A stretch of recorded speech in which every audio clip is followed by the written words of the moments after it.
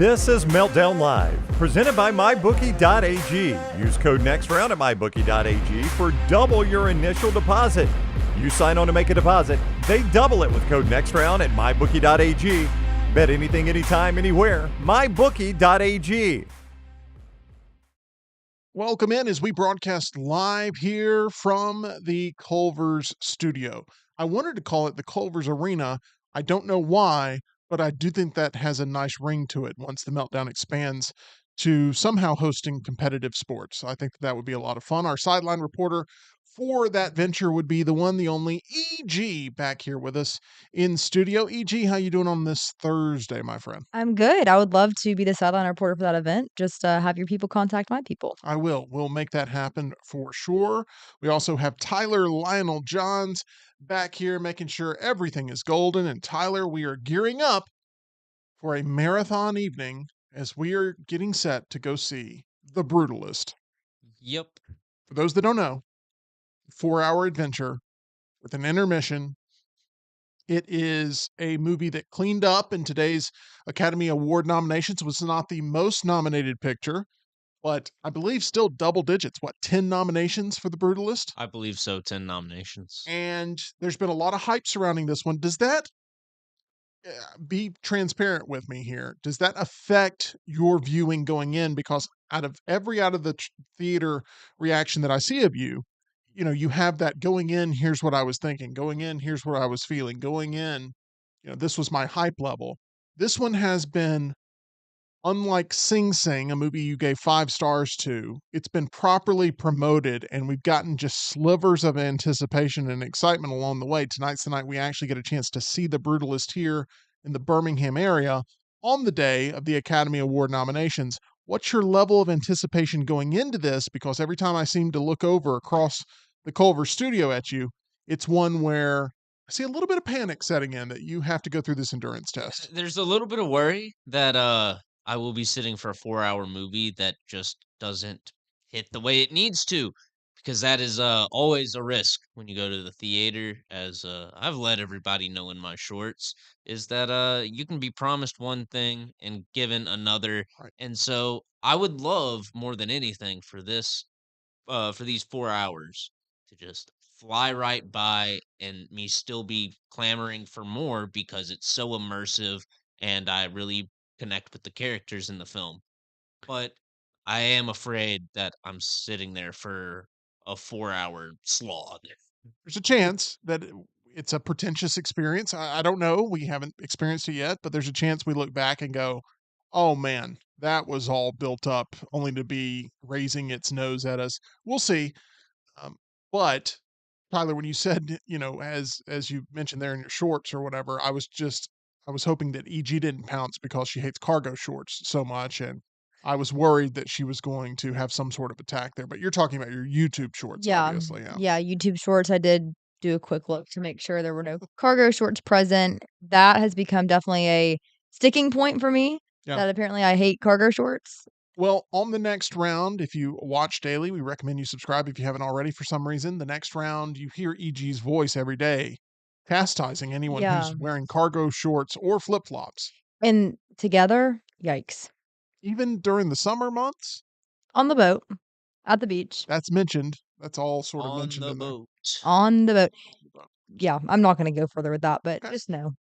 Well, we will hopefully be able to change a little bit of how you're perceived when it comes to your alienating fashion, because all you're trying to do is catch everybody up to speed. That's all you're trying to do. I really am. It's a labor of love that I do for our next round listeners. And I feel like we've gotten into that territory here actually more in depth. And when it comes to skincare, men's winter fashion tips, and I appreciate you guys giving me the platform to do that. I'm looking forward to your Valentine's Day Meltdown Countdown, Yes. which we were going to do the week of Valentine's Day. So start gearing up now, but it'll be best advice that you can give to fellas looking to impress their significant others. Yeah, it's going to be really chock full of information, useful tips, what you need to know about Valentine's Day coming from me. Right. So if you're scurrying around the day of at a CVS on the way home you probably have messed up somewhere along the You line. probably have not watched the Meltdown Countdown, e.g. tips for Valentine's Day. And that's only on you. That's a you thing. That's not our thing. We're trying to ensure that you are prepared for Valentine's Day. Correct. So we'll make sure that that is out the week of Valentine's Day, so that way everybody can make sure they have enough heads up to get the job done there. But, e.g., there's something else I want to talk with you about, and that is a little bit of a bombshell that you laid here in the studio that Tyler and I weren't prepared for. Yes. But if you've been on the internet, you've probably already seen this. It's probably not news to you, but I have to bring it up because I was not expecting this to be something that's being circulated as a rumor that potentially now is carrying a little bit more weight. Scandalous. All of this is an allegedly sort of thing right now. I would just want to point that out. Yes. It's all alleged. It's all rumored. We are not corroborating this rumor. Correct. We have Please don't sue us. We have nothing to give you. right. We're just going off of the reaction to the reaction. Yes. And e.g., how would you best announce what it is that we're reacting to the reaction of? That's a great question. I think I'm just going to rip the Band-Aid off. Okay. Apparently, Jennifer Aniston, Friends star, is having an affair with former President Barack Obama. According to internet Allegedly. rumors, allegedly. Allegedly, and according to internet rumors and super sleuths. This has not been corroborated by the Meltdown. Correct. But I was not prepared for this. And I'm sure there are others that are like, oh, well, this has been a thing for 24, 48 hours, or this has been a thing for a week, or I saw this in the corner of the internet somewhere. Mhm. I had not heard of this. So when you just sort of casually mentioned it 5 minutes before we went on the Yeah. air, I have not wrapped my head around that completely. But it does kind of line up that we have not seen Michelle Obama anywhere No. over the past couple of weeks, even though her husband has been in a very public situation over and Yes. over and over again with Jimmy Carter's funeral and with the inauguration of Donald Trump. They were on a break. You got to give the young boy some credit for those chops. I don't think I've seen anyone saying that either, which is incredible because that is the essence, and That's no funny. one has said that yet, at least from what I've seen. Are you even a Friends fan? No, I've seen maybe Wow. 4 episodes. I don't know. I've seen a few. It was Dang. excellent, Tyler. That was You delivered perfectly. Save that one for the next round as well, because that's going to slay. yeah. Oh, Slay? I'll hold on to it. Is slay not a word that you expected me to say? no, I did not. Are we just all learning things about each other? I think we are. Yeah. I don't mean slay like Yas Queen slay. Yeah, that's what I was. I mean like slay is a word Are that's you saying that Jennifer Aniston ate and left no crumbs? Oh, ooh, yikes. yeah. Uh, Cash out with a win, Tyler. Yeah. Wow. You can do it. Title sponsor, MyBookie.ag. At MyBookie.ag, you can bet on anything, anywhere, anytime. Cash out or let it ride there at MyBookie.ag. Anyway, yeah, plot twist there. Jennifer Aniston, Barack Obama, potential relationship. What in the world? I didn't have that on my 2025 bingo card. No, and you know what's interesting to me when you reference that Michelle Obama has not been seen at these very public political events over the last few weeks, I would say she's very well liked by the American public, I would say. Obviously, there are certain groups that do not like her, but That's putting it lightly. very lightly. However, I would say when it comes to public perception, I wouldn't imagine her to shy away from events like that to be seen with her husband, especially the image of divorce rumors No. that they have been trying to squelch for the last couple of years. To back up what you're saying here, I feel like Democrats have always had this sort of fantasy of we could have Michelle Obama run at the top of a Yes. ticket. Exactly, and a lot of people thought that that would be the plan this last election, that they were gonna usher her to the top of the ballot, but that didn't happen, and it's interesting now because I feel like for years, the Democratic Party has made efforts to avoid and denounce rumors that there's a potential split within the Obama family because they're viewed as, American royalty in a lot of ways. Well, anyway, this is a situation that we will be monitoring. Yes. And if there are any Closely. updates over the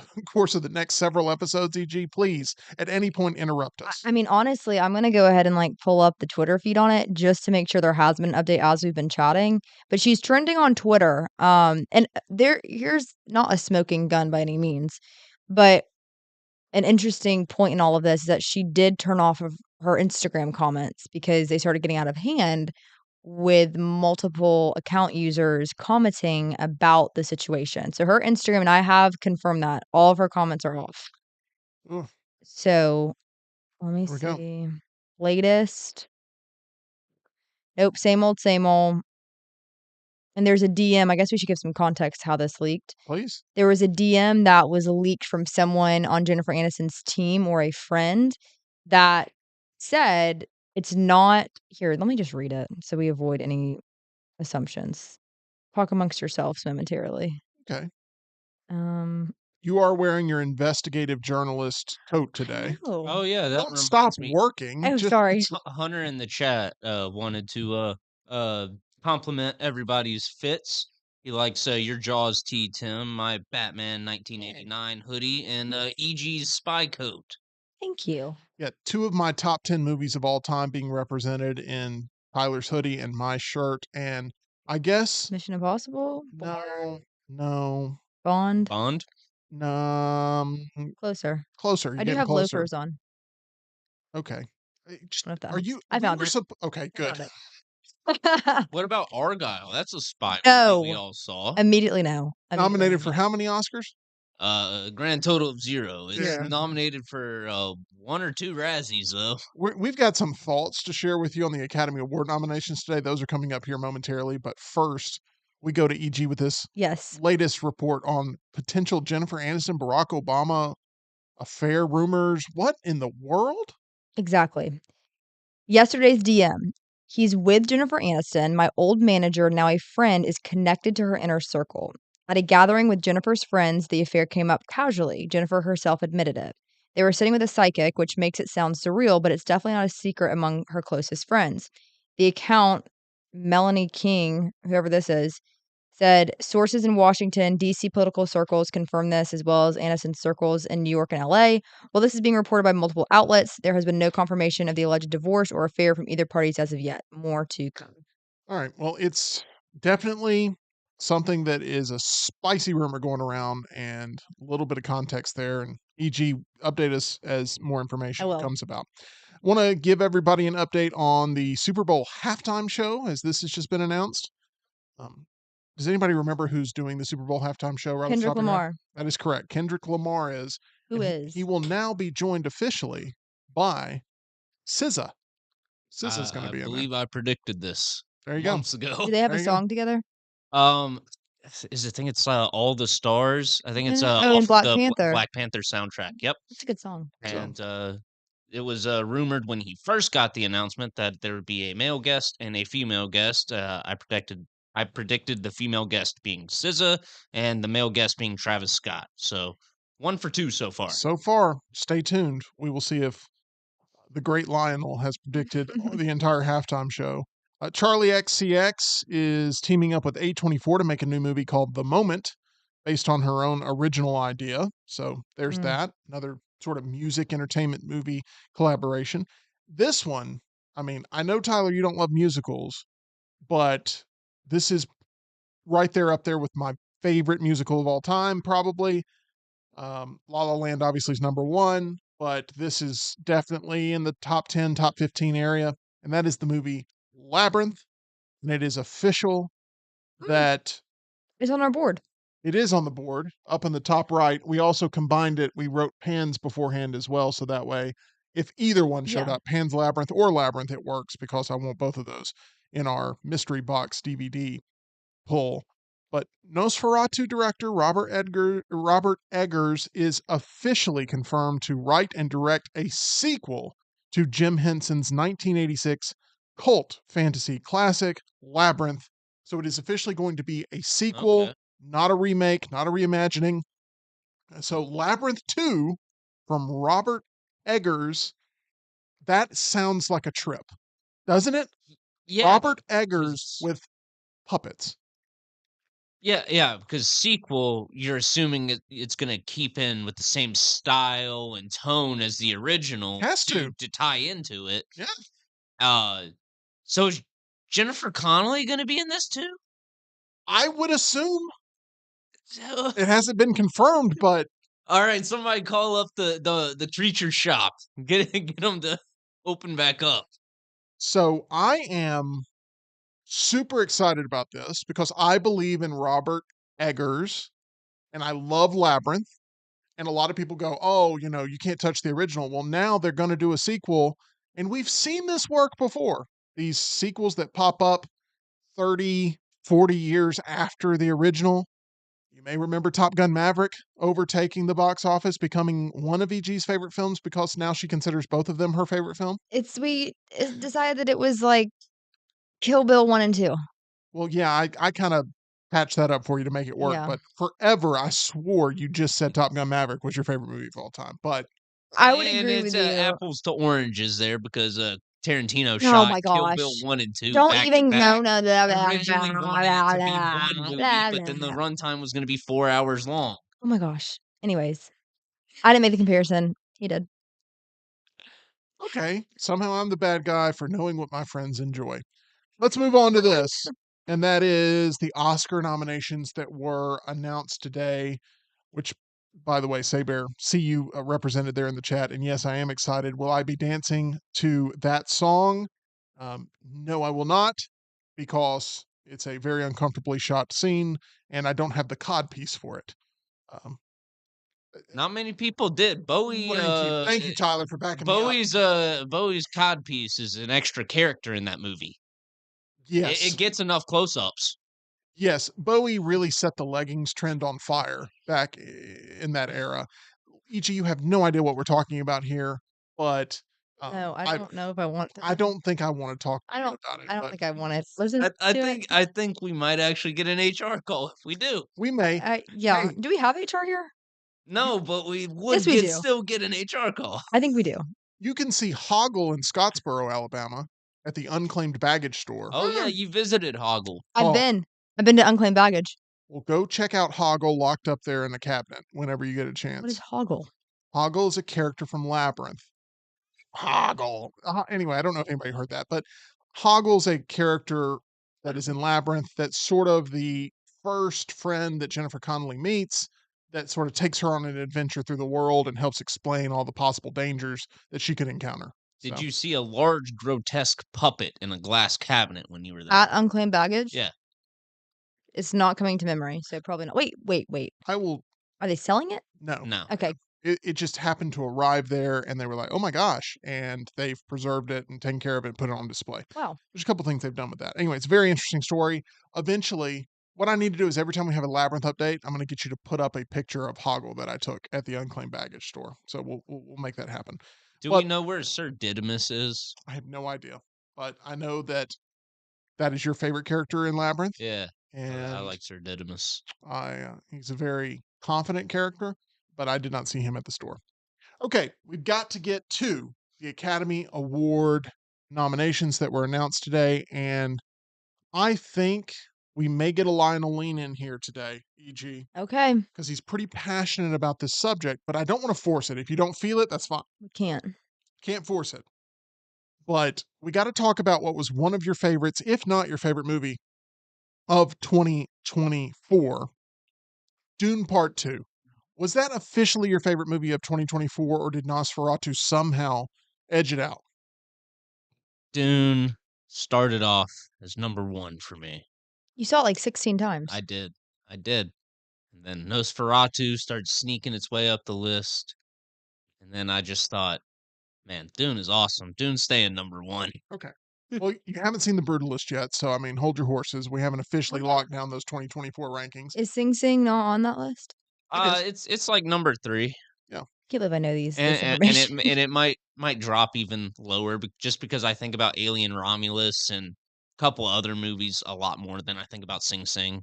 I mean, you came out high off of Sing I Sing. did. I feel like you need to see it one more time and just sort of. Have they rolled that rescreening out? Because they haven't marketed that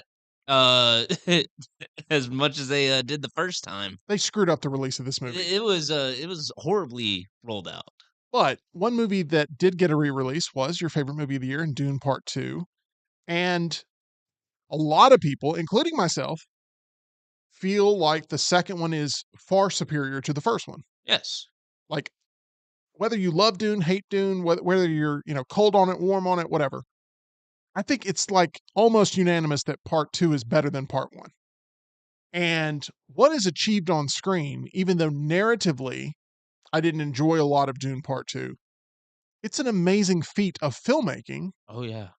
And one of the big buzzy things going into the release of Dune Part 2 was Denis Villeneuve got absolutely snubbed by the Academy for Part 1 for doing what was looked at as being somewhat impossible with adapting that to film in a way that would resonate with general audiences. Oh yeah, because David Lynch had adapted it back in 1984, I believe it came out, Yeah. and it was critically panned, and it's because they tried to fit all of it into 1 hour and a half long movie, and you just can't do that with Dune. It would just take too long. And that's why they split up the first book into 2 movies because it takes you 3 hours to get through half the book. Dune is a dense piece of work, Oh yeah, and the fandom for Dune is intense, and they like Dune, and then everything else is a very distant second. But Denis Villeneuve, I love filmmaking more than Dune, obviously, and I think he does an amazing job of adapting this material. Now, is he getting hammered because it's an adaptation? Or is he getting hammered? Like, why can he not break through with the Academy and get a Best Director nomination for his work on the Dune project? Because he's not only been snubbed once now, he's been snubbed twice.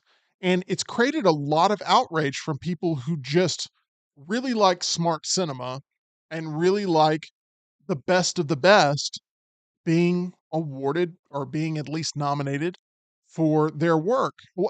How do you have the list of what was nominated for best direction this year? best direction. I've got it right here. We've got Sean Baker directing Honora. We've got Let's do this real slow here oh my because bad. no, you're good. I'm thinking of this off the cuff. Sean Baker for Honora, totally deserving of being nominated for sure, right? We agree with that. Yes. Okay, Yes. next. We've got Brady Corbet or Corbett. I'm not sure how to pronounce that last name It's for the Corbet. Corbet for The Brutalist. So we haven't seen the movie yet. We're going to see it tonight, but with all the awards hype, with all the different accolades, it makes sense that he's a part of this best directing field. The thing we have to do is we have to figure out who's the Well, I got a couple options. A Complete Unknown from James Mangold. I like James Mangold a lot. I really love Logan. Walk the Line is great as well, but A Complete Unknown was just a misfire for me. same here. And this is one of the most generic biopics I've ever seen, really, truly. I mean, it is pretty much just very standard fare, complete unknown for me personally. James Mangold, if you take that Timothy Chalamet performance out of that movie somehow, Yep, that movie's DOA. That movie's like nobody cares about that movie if you take Timmy Chalamet out of it. exactly. So that screams to me it's a top heavy film. It's a very top heavy film. And I don't understand James Mangold getting a nomination over Denis Villeneuve for what we saw with Dune Part 2, making it a commercially, creatively, critically successful venture where big swings were taken in Dune Part 2. It's not like it was just an easy thing to adapt. Oh yeah. There's a whole sequence that's in like black and white that Yes. works really, really well. I really like that sequence. It's great. I think James Mangold is the one I'm shocked by. I would not have expected him to get a Best Directing nomination. Anyway, continue. Next up we got Jacques Audiard for Emilia Perez, as Zoe Saldana likes to pronounce it. The most nominated movie of the year. It was one short of breaking an all-time record, uh, or at least tying the all-time record. And It's the modern day Citizen Kane, right? It's gotta be.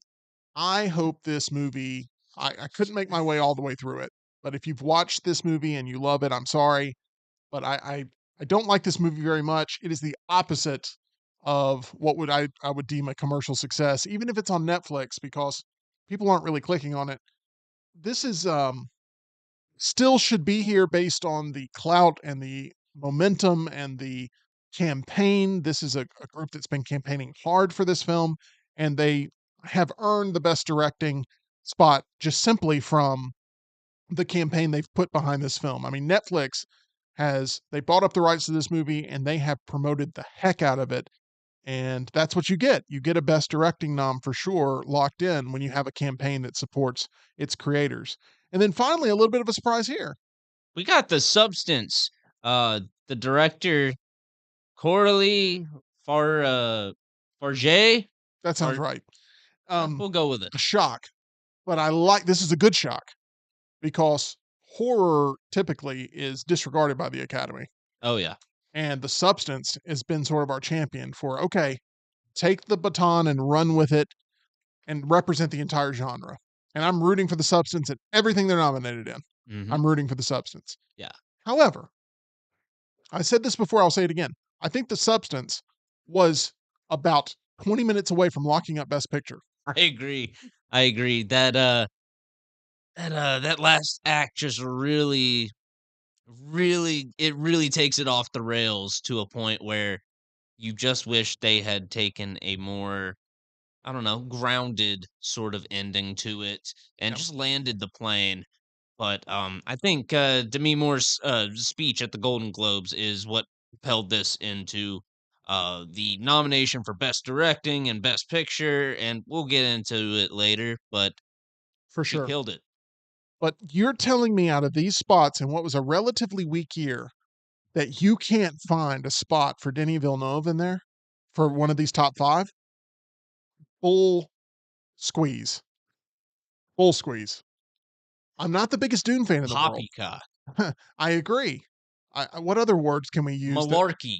Oh, Yeah. I like malarkey. It's a bunch of malarkey. Malarkey. Wait, what movie is that? And that they say that a lot.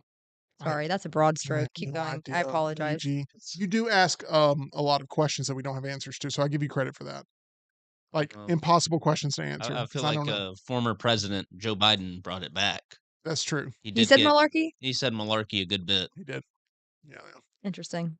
But I'm angry on behalf of those that really wanted to see Denis in there. I was one of those that wanted to see him recognized. Josh Brolin, you remember? He said if Denis Villeneuve's not nominated, that he's quitting acting. Well, I guess we'll see if he puts his money where his mouth is. He released a statement today saying, "I guess I'm quitting acting." I mean, it's like a tongue in cheek. He says, "Apparently, I'm going to quit acting because Denis Villeneuve didn't get nominated. It makes no sense to me. That's okay, Denis. You deserve it. It's an amazing film. It was even better than the first one." So, I mean, once again, agreeing with the popular sentiment. Tyler, does this make you angry? Yes, this is absolutely ridiculous. I'm not sure how the movie that birthed the popcorn bucket, that brought people back into the theaters and was a real cultural event in 2024 when people were looking at theaters like, I don't think they'll get through this year. This is looking real rough. And Dune 2 succeeded. Got people to go in groups, got people to go for multiple viewings like me.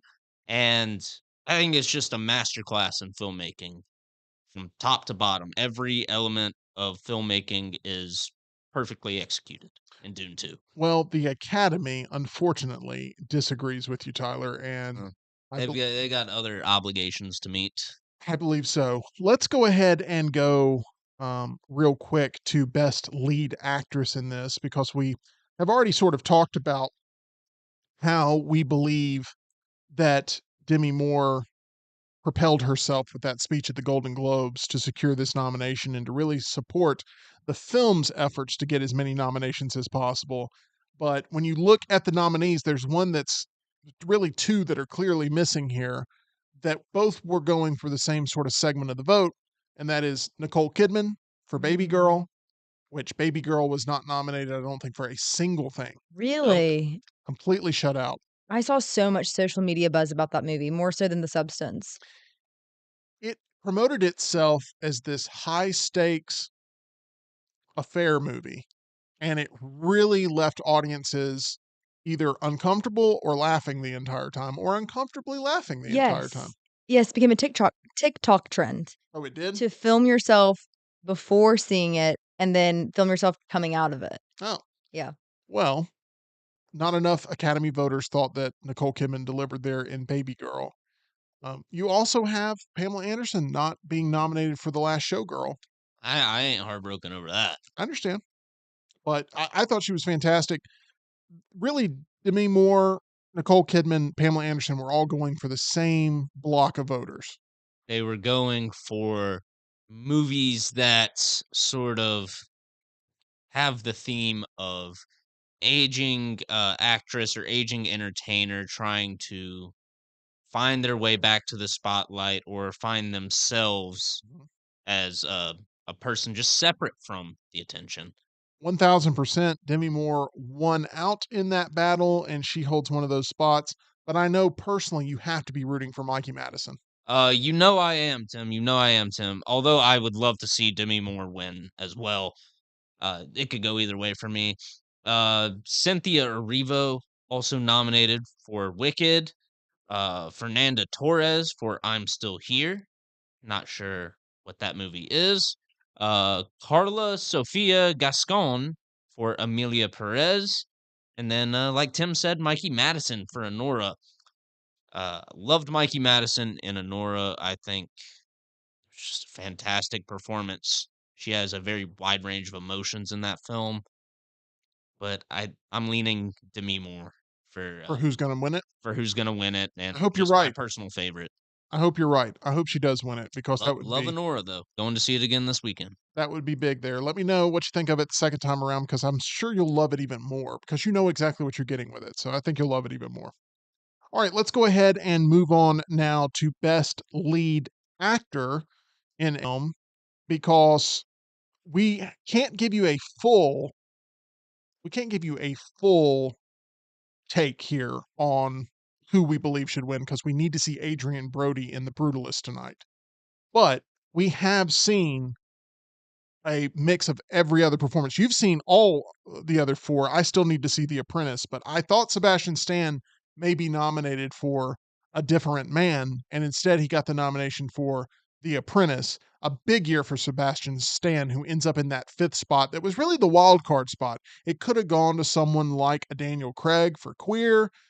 It could have gone a number of different ways. Could have gone to Hugh Grant for Heretic. I mean, there was some buzz building for him. He got a BAFTA nomination. It could have gone a number of different ways. It went to Sebastian Stan. How do you think he was playing Donald Trump in that movie? I think he did a pretty solid job. I think that movie, even though nobody went to go see it because of the subject matter, did a good job of balancing that sort of ruthless businessman mindset of Trump's, as well as the sort of um, care and compassion he shows for his brother. If you know anything about their relationship and how Donald ended up getting into the family business to begin with. Sebastian Stan had a great performance. I was really expecting to see Jeremy Strong get nominated instead of Sebastian Well, Stan. he did get nominated in the supporting actor Okay, I race. didn't know he got Yeah, nominated. Okay, well there we go. Both of them did a fantastic job, and I actually think this biopic is one worth seeing if you haven't gone to see it, regardless of political I'm affiliation. gonna try. There's a potential I watch The Brutalist and The Apprentice tonight. There's a chance I Okay, watch both. are Ooh, I they? like Did that. they bring it back to theaters, I or have are a you talking copy. about watching it at I'm home? gonna watch it at home. I Yeah, I'm gotcha. gonna watch it at home. The Apprentice barely got a first theatrical run, so True. there's That's that. true. We were talked a little bit about supporting there. I just want to say that that is where all other nominees go to die, pretty much, because it's Kieran Culkin's, and Kieran Culkin's going to win that. There's not really a lot that needs to be said. He's almost a lock for supporting, and he's going to give a great speech. So I'm looking forward to that. But when we get back to actor in a leading role, Sebastian Stan in The Apprentice, Ray Fiennes in Conclave, no surprise there. He's been a heavy front runner for a nomination. Coleman Domingo in Sing Sing, which is one of Sing Sing's only nominations. We talked about the horrible rollout that has been Sing Sing theatrically. Timothy Chalamet in A Complete Unknown, which could he win it? Absolutely. He could. I didn't personally like the movie. Thought the performance was great. I agree. It's a top heavy movie. I'm trying to think of movies, and maybe the chat can help us. Movies where there's a great performance in a subpar movie. There's like a super great performance in a subpar movie. I'll give you one here recently that occurred. and that is Renee Zellweger in Judy, which is why I think it paves the path for Timothy Chalamet to win Best Actor potentially, because Renee Zellweger won the Academy Award for that movie, and that movie is the most mundane. It's just like very generic, but her performance is encapsulating. There's a chance Timothy Chalamet pulls off the same thing here, where his performance, because it outshines the movie so boldly, there's a chance that he ends up locking up the gold, which would make him the youngest Academy Award winner ever. That title currently held by, and I'm talking about for Best Actor, that title currently held by Adrian Brody, who won for The Pianist back in the day. Oh. And now he's here soaking up this second nomination for Best Actor. And I can't wait to see his performance tonight in The Brutalist. So, what are your thoughts on Adrian Brody and Timothy Chalamet, not having seen Adrian Brody's performance yet? So, not having seen Adrian Brody's performance, I am looking forward to it. I do think it's the type of movie where you can really champion a lead actor. Everybody wants to see the underdog win and really find the American dream for themselves. And so, if Adrian Brody really resonates with audiences and resonates with us when we walk out of the theater tonight or later tomorrow by the time this movie will be over, uh, then I think I will be championing Adrian Brody for winning lead actor just because it takes some serious skill to keep an audience attention for 4 hours and have them rooting for you the whole way and growing closer to you and just doing it in a way that is authentic and believable. That is a great point there. The mission, even the director, Brady Corbet, said that he was told this wasn't going to work. And now here it is working. Hmm. And the Oscar nominations signify that it is indeed working. The problem The Brutalist has right now, we talked about it earlier this week, this AI generated content that's associated with the movie, AI enhanced content, Hmm. that smear campaign of this movie should be completely disqualified because of that. You have 9 other movies that are willing to go into that narrative to try to destroy the chances of maybe a perceived front runner in The Brutalist or a perceived contender to become front runner if Amelia Perez right now is looked at as being that maybe that number one based on just sheer amount of nominations. So the campaigns for these movies really ramp up today, knowing that who's in the fight. And The Brutalist, as it expands wide this weekend, is not going to get any love from those other 9 movies, and they're gonna do everything they can to try to possibly put a stain on what The Brutalist is, but The Brutalist also made creative decisions that they now have to defend. Hmm. So it's gonna get ugly, Tyler. And I've seen a little bit of back and forth on how much AI they actually used and what it was used for. I've seen some reports saying it was just to clean up speech and so Adrian Brody could have a more clear Hungarian dialect throughout the film, which I think that's fine. That's what AI is kind of meant to be used for, to enhance art. And then there are other reports that say that some of the drawings done by the architect character in the film are done through AI, which I really don't like. E.g., I'm gonna ask you about this, the use of artificial intelligence in the human connection with audiences. Have you thought anything about this? I mean, I'm sure that you feel in your main business, your main sort of circle of Mhm. sideline reporting, that AI is not something that could possibly replace that experience. Maybe I'm wrong. Maybe you're thinking, oh, in a heartbeat, they could use AI to somehow do that. But it does feel like, in terms of broadcast, that Yeah, is something where you need a physical person on the sideline doing their job, doing their homework, presenting that right. information. What's your thoughts on the way that artificial intelligence is invading all forms of human connectivity? I feel like it's an interesting conversation, and I think we could devote a whole episode to breaking down the nuances of it and the different industries that it affects. As you said, for my industry, specifically with sideline reporting, I don't have to worry about AI replacing me. What I have to worry about is more of people seeing the value in sideline reporting because it has to be a human. So you have to pay a human. You know what I mean? Right. It comes down to budgets and things of that nature. And I think that's what I'm facing right now is okay, broadcasts in some ways are cutting back on sideline reporters because of money. And it goes back to you have to have a physical person doing that role. When it comes to AI as a whole, it's interesting because I feel like I'm seeing a lot with emails. And this is weird. And I was actually looking at it today on Google. You have these, what is it, Gemini on Google, their version of AI, you've got Chat GPT, and it's sad because the human element of correspondence is going to be completely wiped away. We've already seen it with the lack of handwritten notes, thank you notes, greeting cards, sympathy cards. That has basically gone out the window. And now, even digitally, you're having AI come in and totally alter your tone, your voice, the goal. You don't have to write anything anymore. You don't have to give them really any framework.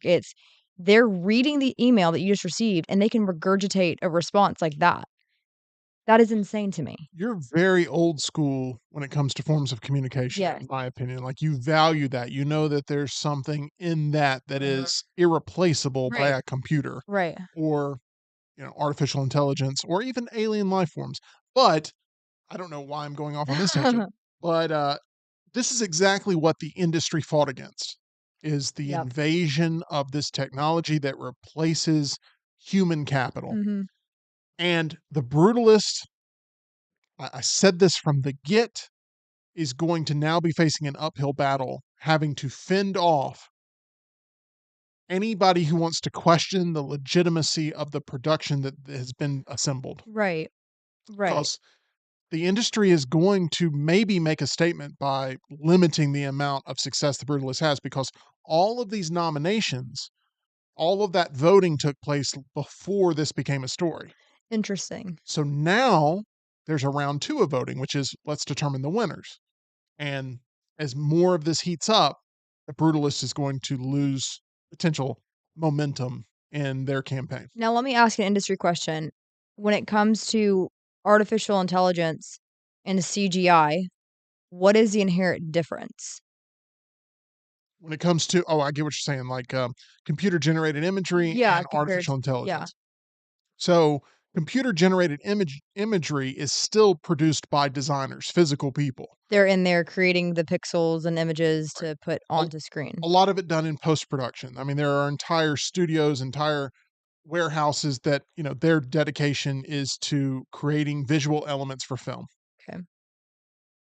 And this was probably a conversation back when CGI started to really pop up in the 90s as an alternative to production design. There was probably a pushback from those that were in set design and production design and effects design that didn't want to see computers taking away jobs from people, but there were always people behind those computers. Yep. Artificial intelligence, there's very few people behind what it can produce, create. It's sort of an unlimited resource to be able to patch things up and produce content at a rapid speed that isn't necessarily designed by any human. So, for example, on The Brutalist, they needed an element of XYZ, so they Well, went to a computer and they said, "Give me a background, give me a well, feeling." that's what Tyler was alluding to. It's unclear to the extent at which artificial intelligence was used in this, and whether or not it was used to simply patch up things that had been done by humans, or whether or not it was used to actually create things that a human could have been paid for theoretically, and instead they decided to cut corners. And I see, if okay, that narrative takes off, that they cut corners with AI, that's when they're in real okay, trouble with the okay. academy, in my opinion. And one of the big issues with AI is that it's not just creating something that could be done by humans. It's actually collecting and stealing things that were made by other humans and patchworking them together into something completely different. And so not only are the studios saying we're not paying a real human to do this, it is we are going to steal from the real humans that are trying to do this on a Absolutely. professional level in order to save a few bucks. Absolutely. And it's the reason we got the strikes that we did.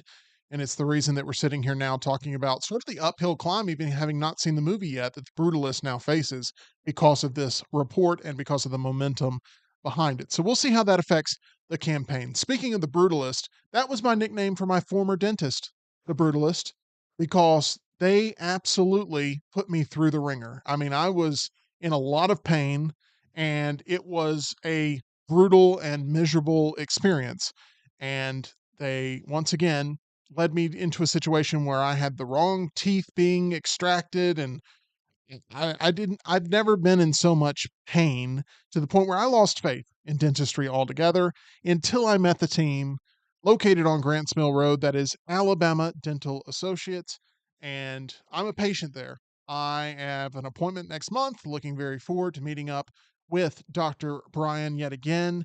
Dr. Jeff and Dr. Nolan there as well over at Alabama Dental Associates. Their team, they are a bunch of smiling faces, not just because they're dentists, but because they're actually friendly people. They make you feel warm and welcome there in their practice. They're located on Grants Mill Road. Maybe you need to find the best dentist in town. I recommend Alabama Dental Associates as they're accepting new patients. You can give them a call at 205 956 8977 or visit alabamadental.com where they look forward to seeing you. Speaking of seeing things, let's get to cinematography now, Tyler, because I know you've got to be happy about this one. I was as well. It's another big win for the horror community.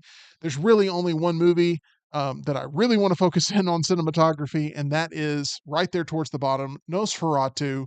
I called it coming out of that movie the most beautiful movie of the year in the way it was shot.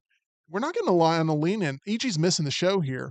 We're getting some Lionel dancing. I mean, he's Lionel excited. I'm so dancing? happy that Oh my Nosferatu got the gosh. nomination for cinematography because this movie is absolutely picturesque. Every frame is perfectly composed, perfectly shot, perfectly color graded.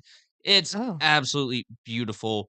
One of the best shot films I've ever seen, and most certainly one of the best shot of 2024. It's between Nosferatu and Dune Part 2 for me. so your two faves. Yep, exactly. It's very hard to choose between them, but they're gonna be duking it out for best cinematography. Will you celebrate if they win? Only one will win, so I'll celebrate and also mourn the loss for one. Hmm. Either way. There's also a chance that Tyler walks out going, The Brutalist is a beautiful movie. It may not work for you narratively, but you may go That's believe. true. So you may have another one to root for too. We don't know yet. There's also a chance I go on Netflix and watch Amelia Perez and say, "Well, this is just filmmaking right here. Now this is pod racing." I have not seen the movie Maria, so I can't attest to its validity in this. Yeah, I can't. I haven't heard of it. What's I it don't know about? Do you know what it's where about? that one released. Don't know, EG. Another, once again, impossible question from you. Congratulations. I don't mean to do this. I'm sorry. I'm sorry. No, you're good. It's just, I have no idea. You're Once just again, making us look bad. That's all. Would you guys ever consider working for, like, the Academy? you can't, well, it's a nonprofit organization that sort of, um, yeah, yes. Short answer, yes, there. I would consider it because I love film. I just feel like you guys would be good graders, Ambassadors. We ambassadors. should just be ambassadors to the Academy. We'll work on that. Anyway, here's what I want to get to. And that is that one movie that's missing from tons of different possible nominations, but definitely from cinematography for me that should have belonged in there this year, Challengers. Yeah. Hmm. Challengers was very well shot. The visual design of Challengers is like pitch perfect. Still not the most beautifully shot movie of the year. My opinion, Nosferatu is the most beautifully shot movie of the year. You could take any frame of that movie and make it a portrait in your home, a painting that, not a painting, but you could take a still and you could have it, hang it up in your house, and it would bring something to you emotionally. That's how good Nosferatu's cinematography is. And I hope it does win. I do. But Challengers deserve to be in this spot. It is shot. That tennis ball sequence.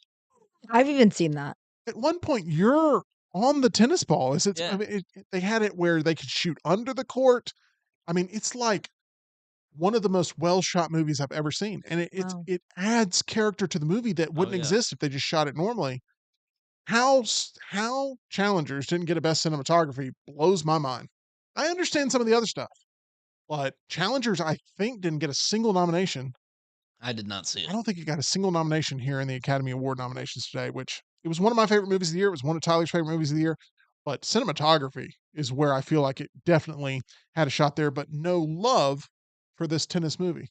Nice. That was a good one. Gee, it's on you now. Tyler had a home run. Okay, I'll try. I just I swung that one out of the park. yeah.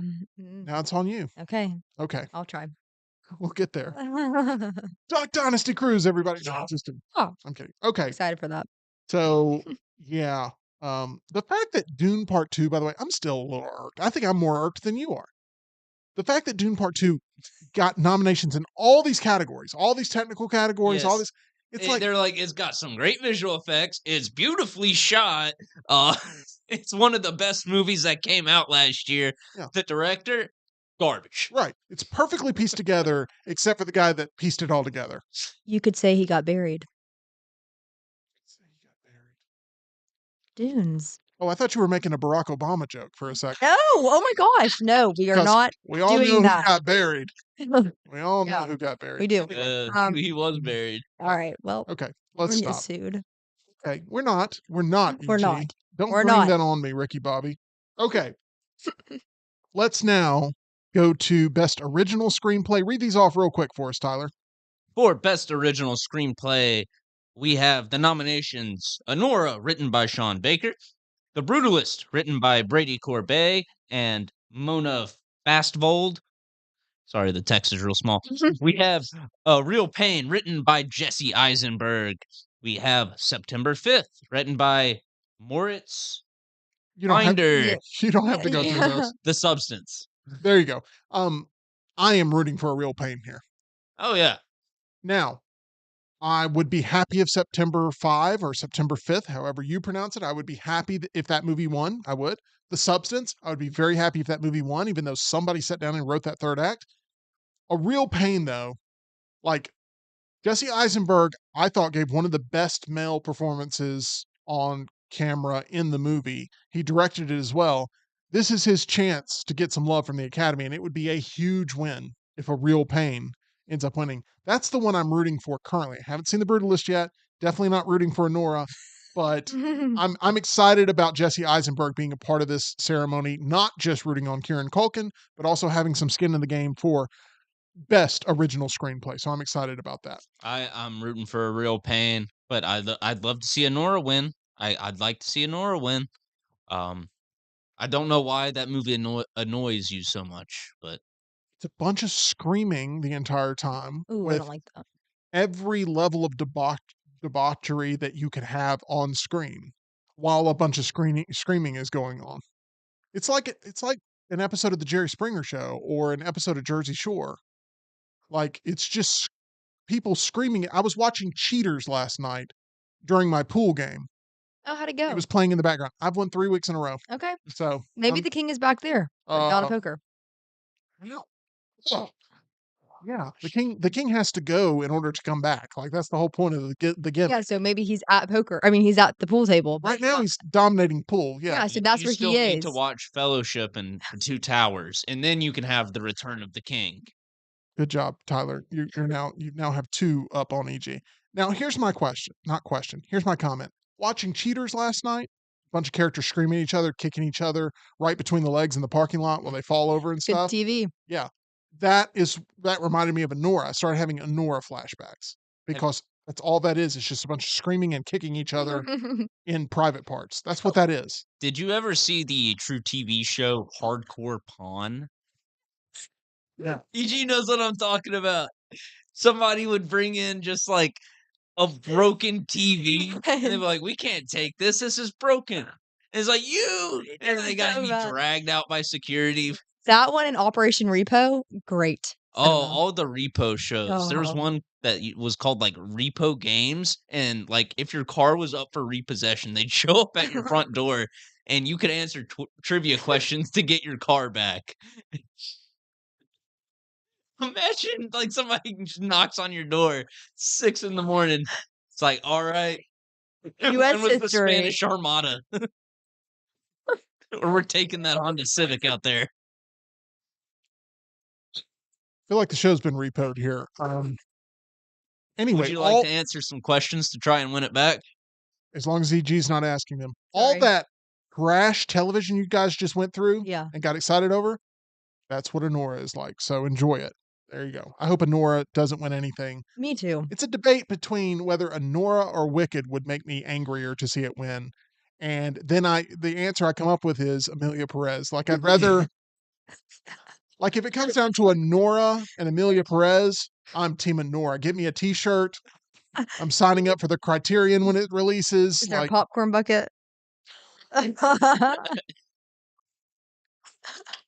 so you don't Well, I'm not sure it was an intentional funny, but It it was. oh, well, you got it. You got it. You Yeah. win. You win the points. Hey.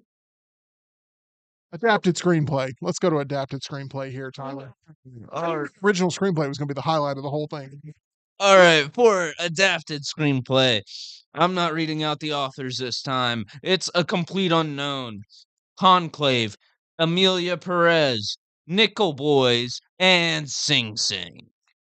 So while I had heard some hype around Nickel Boys, the fact that it not only got nominated in this category, but also for Best Picture was a shock. I was surprised Nickel Boys because it's had almost no PR campaign. It's just had word of mouth. And I haven't seen the movie yet, but It's I'm surprised. it takes a bit to sink into Nickel Boys. It's dark subject matter, so it's not a particularly enjoyable movie. Excuse me. It centers around two boys who are sent to an abusive reformatory school in the Jim Crow South. First person point of view for the entire movie. So think like Hardcore Henry or something like that. But just takes you a while to get used to that. And there's a little air of pretentiousness, but it's a solid movie. Well, it's meant to be an awards contender, so that pretentiousness sort of built in. And plus, It's Oscar bait. we're going to see one of those tonight in the Oh, Brutalist. yes. But anyway, adapted screenplay there. I would really, if I had to pick one of these that I would want to see win most, it would be Sing Sing. And I wasn't super high on that movie, but it would be the one that I'd be rooting for to win adapted screenplay, which is one of its only nominations, along with Coleman Domingo there in the actor in a leading role. Okay, I believe, if I'm correct here, all we have left is Best Picture to get to. Am I correct about that, Tyler? That is correct. And this is just with the ones we're running through. These are some of the bigger ones. Obviously, there's a lot of technical awards. One big surprise was for Best Visual Effects, my favorite movie of the year, one of Tyler's favorite movies of the year. Alien Romulus nominated for Best Visual Effects, along with a bunch of movies that feature monkeys. Yeah, Kingdom of the Planet of the Apes got nominated for Best Visual Effects, as well as Better Man. And I said to Tim before the show, it's for the same reason. They made the Caesar model and they made it look good. And Wicked as well. Wicked as well, yes. Flying monkeys. The flying monkeys. So there we go. All right, let's get to the big one. It is Best Picture. Now, one thing that was important with this was they picked the full slate of 10 movies. So they don't have to pick 10 movies. They can pick up to 10 movies based on number of votes that come in here. Tyler, run through the Best Picture list, the 10 movies that have been nominated. This is the big one. Anora, The Brutalist, A Complete Unknown, Conclave, Dune Part 2, Amelia Perez, I'm Still Here, Nickel Boys, The Substance, and Wicked. They should have you do the official I was nominations. thinking that same thing. That was incredible. Really, Well, thank you. really good. Like, Golf clap. I hate we're not doing. Let's just do another category for fun. I'm kidding. Really, really good there, Tyler. I got to pull a picture for it. Now, here's what I need from you. I don't know if you can do this on the fly, but do you remember what was nominated for Best Directing? Because I feel like since there's only 5 of those and there's 10 of these, we can start to narrow down the field a little bit. Because I feel like if it's nominated for both, it should be looked at as being a true contender to win Best Picture. So that would be Anora, The Brutalist, A Complete Unknown, Amelia Perez, and The Substance. So that tells me that's the 5 that right now are in the power position. And that's my way of doing it, which would mean that Conclave is on the outside looking in. Yeah. So when we look at movies that could genuinely win Best Picture, I would not be shocked at Anora. I would not be shocked at The Brutalist. I would not be shocked at Amelia Perez. I would not be shocked. I actually would be shocked at The Substance. I would. That would be wild. That would be wild. Anora, The Brutalist, Amelia Perez. That's pretty much and that's pretty much where I'm at with those 3 movies right now are the ones competing. And I think those are the heavy front runners. I do not believe A Complete Unknown is a legitimate Best Picture contender. I think Dune could. Do you think it could sneak? Nope. Nope. Denis Villeneuve is all you need to know that if the Academy doesn't believe he is good enough to get a nomination on his own, there's not going to be enough support putting Dune Part 2 in that top spot. Remember, these are ranked too. So it's like you vote for these in order. Right. And then what they do is they They weight the points. weight the points. Yeah. So you could have something that gets the most first place votes and most last place votes, and it could end up middle of the pack, Right. even though And something with mainly second place vote correct. can sneak ahead. Correct. Which is why it's down to a Nora the Brutalist and Amelia Perez, in my opinion, because those are all a mixture of 1, 2, and 3 on most ballots. I gotcha. You know what I'm saying? So you got to really think about this. Conclave is going to make a push, but I don't think there's going to be enough momentum there. A Complete Unknown is not a good, just simply not a good enough film. I'm Still Here is too obscure. Nickel Boys is too obscure. The substance is going to be hit or miss with most voters. Most voters. They'll either put it at like 1 or 2 or not at all. Correct. And then Wicked, this is where Wicked could play spoiler. Because Wicked is in there as a, hey, let's nominate this movie because it was super successful. It'll get younger people tuning into the actual broadcast. It's a fan favorite. It brings certain stars that end up reaching out and bringing in once again younger eyeballs. However, Wicked could, based on the ranking system, somehow find itself always there in sort of the upper echelon of votes. And if it like consistently gets enough fourth place, third place votes, and there's a chance the math could work out in Wicked's favor. I don't really believe that will be a huge factor, but I'm saying that Wicked is going to be looked at as like one of those movies that could have a really strong showing with Academy voters. However, I believe it's down to a Nora the Brutalist and Amelia Perez. Amelia Perez is right now looked at the front runner. This has shifted a couple of times. Nora was looked at the front as the front runner before the Golden Globes. The Brutalist was looked at as the front runner after the Golden Globes. And then after the nominations today, where Amelia Perez got the most, it's now looked at as the front runner. And these three films are going to tear each other apart over the next month. They're going to try to destroy each other and make their case for why they're the best of the best. It's a weak Oscar year, though. None of these movies, there's no clear cut number one, and I won't know for a fact until it's read what the answer will be. I knew Oppenheimer was going to win last year. Yes. I have no idea which one of these three films is going to win this year, but I'm hoping that after tonight, Tyler, we walk out of the theater going, The Brutalist is a movie that we can get behind. That's my hope. Right now, I think for you, if you were casting your vote for Best Picture out of these 10, you would probably be voting for a Nora. Is that correct?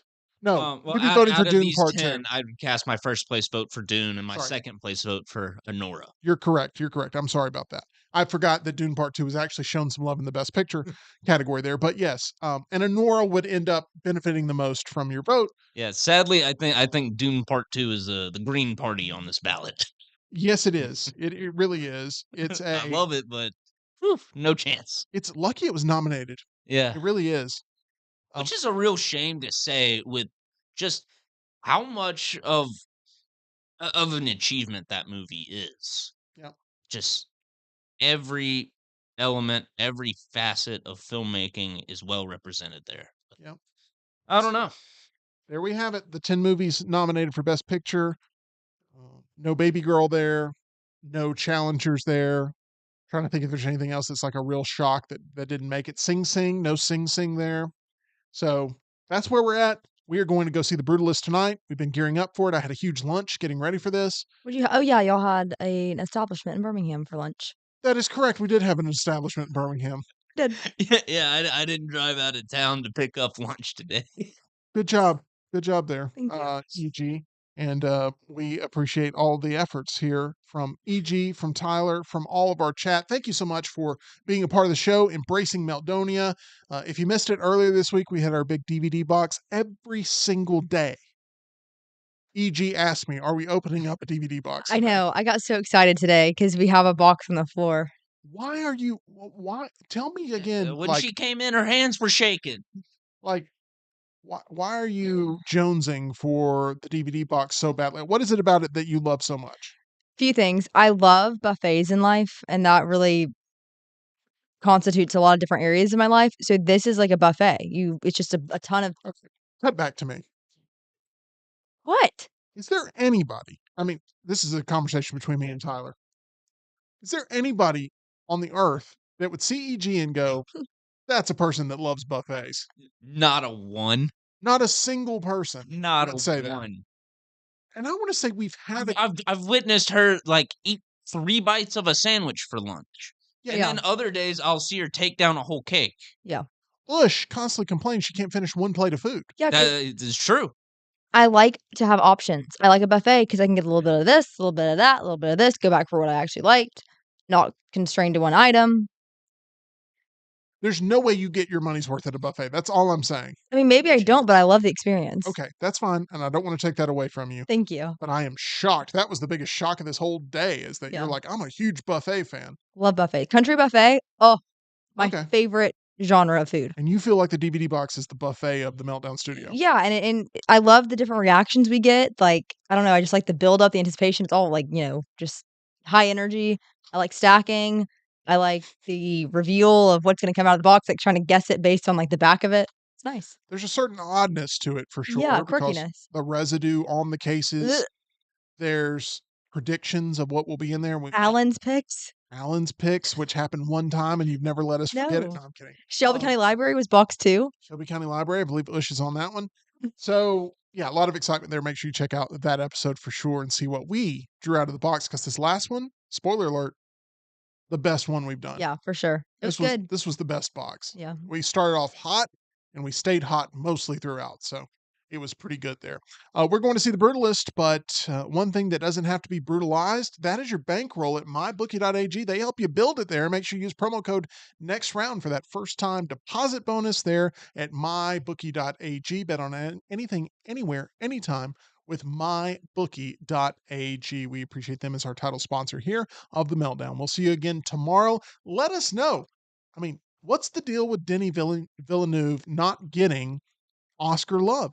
He's done, it seems like everything in the technical categories you could do to get his film to the point where it receives a Best Picture nomination, but yet he just cannot get that Best Director nom. Makes no sense to me. Explain it to us in the comments if you have some idea right here on The Meltdown.